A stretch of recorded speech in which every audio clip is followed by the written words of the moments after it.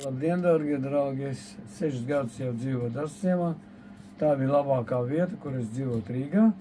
Dzīvoju citās vietās, bet tagad es dzīvoju šeit, uzbūvēju māju un gribās, man ir bērns, kamēr vēl nav pavisam liels, gribās, lai tomēr Darsaciemā ir kaut kāds smuka vieta, kur atpūsties, vai skvērs, vai vēl kaut kas tam līdzīgs, lai var tomēr laiku pavadīt, nebraucot kaut kur tālu, Meža parkā vai Jūrmalā.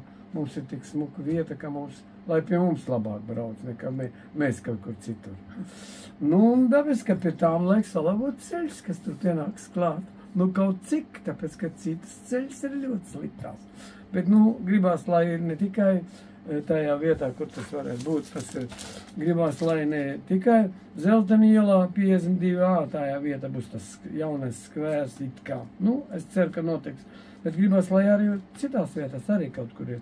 Redziet, pie mums daudz smukās, labas veikals ir, un Rimi, un Maxi, un Lidls, un infrastruktūra ļoti laba, skvēri trukst.